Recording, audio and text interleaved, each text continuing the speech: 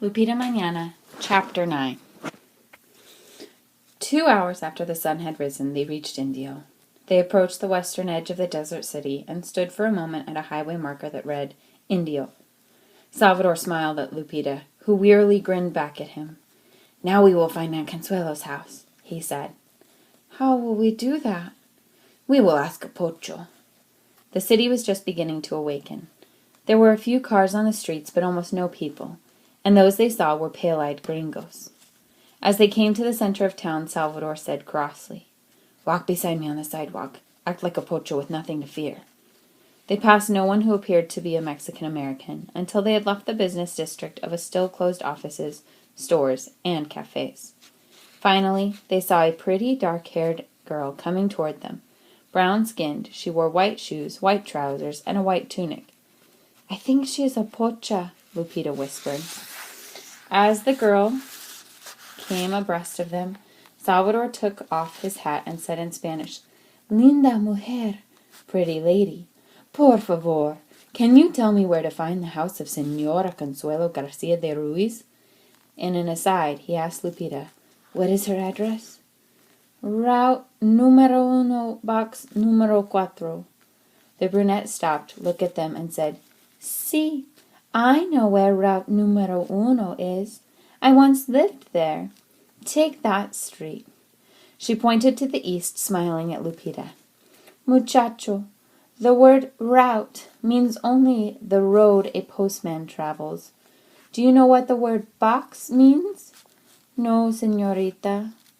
"It is a buzón, made of metal and placed on a piece of wood beside the road." "Sí, I have seen them." "Bueno, look for the number 4 on the box, and that will be the house you want."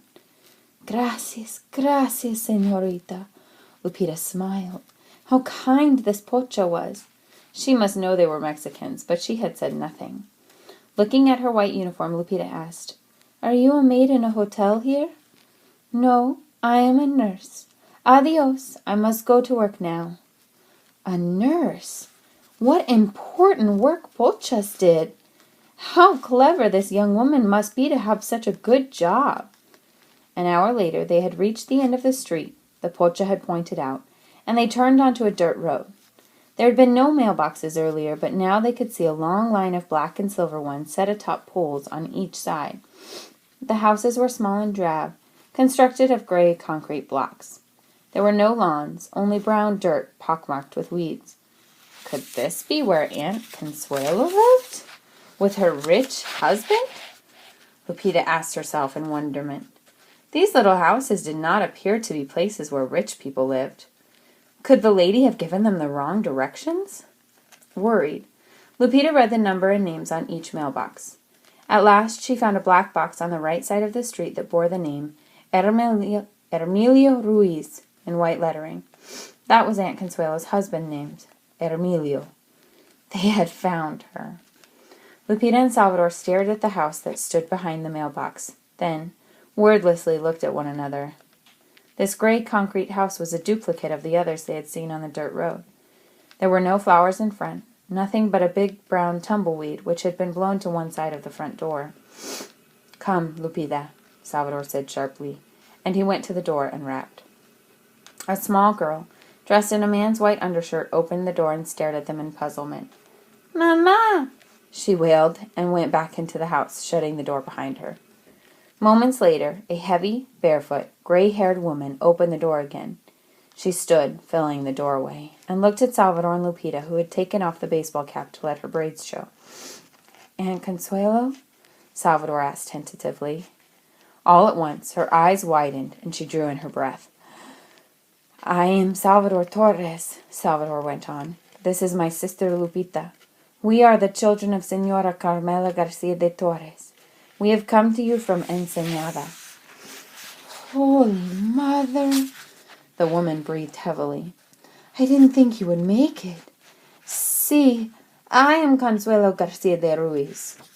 "Aunt Consuelo," Lupita said, "we have walked through the mountains and the desert from Colton. We are very weary now.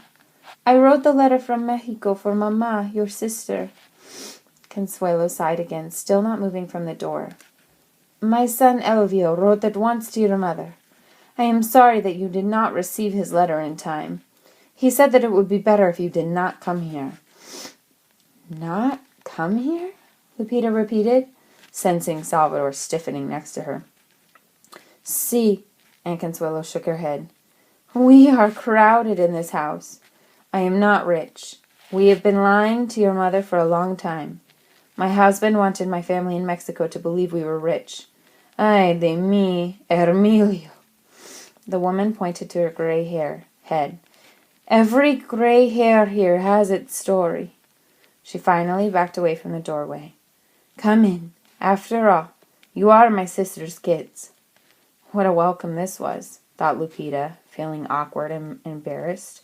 There were no embraces, no joy at all. They had walked many miles for very little. The house smelled strongly of gas from a small stove that stood in one corner of the main room. Lupita saw at a glance that the furnishings were poor: a sagging sofa with red and green blanket thrown over it, a closed, unpainted cupboard, a kitchen sink, 4 wooden chairs, and a table, and against the far wall, a single bed occupied by small children covered with a blanket. Through open doors, Lupita spied 2 other bedrooms with people in the beds. Was Uncle Hermilio still in bed then? Sit down, ordered Consuelo. After they had seated themselves, she asked, seemingly without embarrassment, "Do you have $1? It is the end of the month, and I have no money left. If you have $1, I will send Catarina to the store to buy milk for breakfast." After a surprised glance at Lupita, Salvador fished a $1 bill out of his pocket and handed it to Consuelo. She took it and called, "Get up, Catarina! I need you!" A thin, fully dressed girl came out of the bedroom on the left. She rubbed her eyes, stared at Lupita and Salvador in astonishment, and asked, "Who are these people, Mama?" "They are your cousins from Ensenada." "Where is Papa?" asked the girl, still staring at Lupita and Salvador. "Not here. He went out again last night." "Here is $1. Run to the all-night market and buy us some milk before you go to school."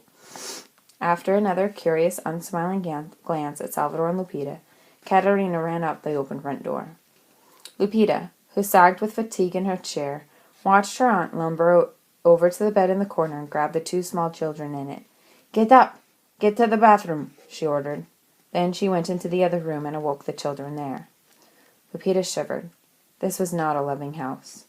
She and Salvador were not welcome. Her aunt had not wanted them to come to Indio at all. What were they doing in this cold place? She shivered and saw that she was surrounded by children staring wide-eyed at her and Salvador as they dressed themselves on the living room floor. Their mother pointed to the littlest and said, "Esmeralda, the youngest. This is Irelia, Pascual, and Juan. Elvio is your age, Lupita. Catarina is 11. Not one of the Ruiz cousins said a word. They stood silently near their mother. Suddenly, Esmeralda called out happily as Catarina burst through the doorway with a big carton of milk.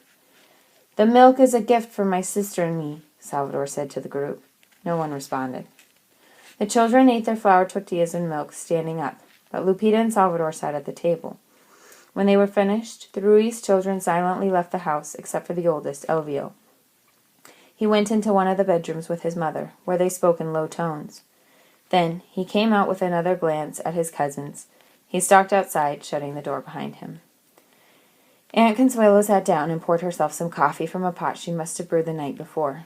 "My kids go out now to wait for the buses that take them to their schools." She sipped the black brew. "Are you tired? Are you sleepy?" "Si, Aunt Consuelo. We are very tired," Salvador answered. His voice sounded far away to Lupita. Her eyes kept closing in spite of her efforts to keep them open. As if from a distance she heard her aunt say, "I can see you are. Go to bed then. I'll wake you when Hermilio comes home." "Does Uncle Hermilio work nights?" Salvador asked politely. "Holy Mother, no," Aunt Consuelo answered in a scornful tone. Startled, Lupita opened her eyes and saw her aunt pressing her hand to her chest. Because you did not get Elvio's letter in time, my heart is heavy. Why didn't you stay in Colton?" "La Migra came where we worked," replied Salvador, and he told her about their experience at the cafe. Aunt Consuelo nodded. "Si, La Migra. I know of La Migra, but it cannot touch me because I am married to an American. What concerns me is La Ayuda. These days, it is La Ayuda that puts food into our mouths and pays our rent. What is La Ayuda? Salvador asked, as Lupita's eyes closed once more. The welfare. Without La Ayuda, we could not live. I cannot earn enough to feed all of us. Is Uncle Emilio out so early looking for work? No. Last evening he went out to drink beer with his friends in La Cantina, Consuelo answered grimly. I know his ways by now. From the cantina he went to the house of a friend to play cards. And Emilio is nothing now. He has trouble with his back and his lungs. All he can do is go to the cantina, play cards, and cough. Consuelo pulled herself up. Now, you two go to bed and get some sleep. But por favor, give me another $1 to buy some rice for tonight. I want my sister's children to stay and have supper with us.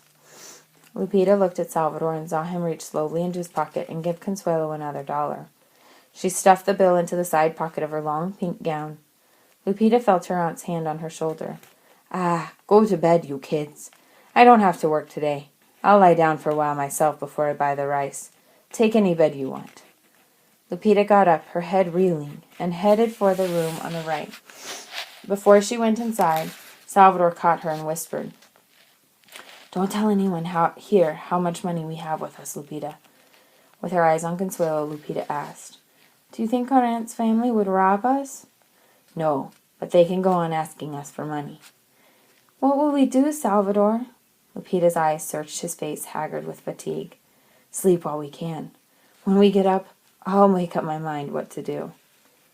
Lupita had no idea how long she slept. She awoke to the sound of her name. Lupita! Lupita! It was still daylight. She lifted her head, and the little bedroom spun around her. For a moment she sat on the side of the bed, and then she got up and went out to the living room. Aunt Consuelo sat at the table with a small man in a blue cotton shirt and trousers. He had a thick body, heavy shoulders, a long bony face, and thinning hair. As he looked at Lupita, he coughed. Uncle Emilio. Under heavy lids, his eyes were red and bloodshot. He examined Lupita closely, scanning her carefully, from head to toe. Suddenly, he said in a deep voice, Another kid? When we have 6 of your own, your sister sends us more? Where is the boy? Why doesn't he come out? He'll come out soon. You know that boys sleep harder than girls. Lupita, go sit on the sofa. Aunt Consuelo looked toward the bedroom and gestured toward Salvador, who stood in the doorway. Come and sit by your sister. She turned to Emilio. I have already told you that this boy worked in Colton as a dishwasher, and Lupita as a...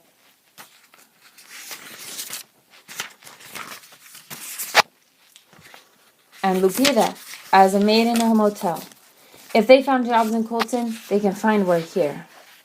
Emilio Ruiz looked at Salvador and Lupita. Have you still got the forged Social Security cards you bought in Colton?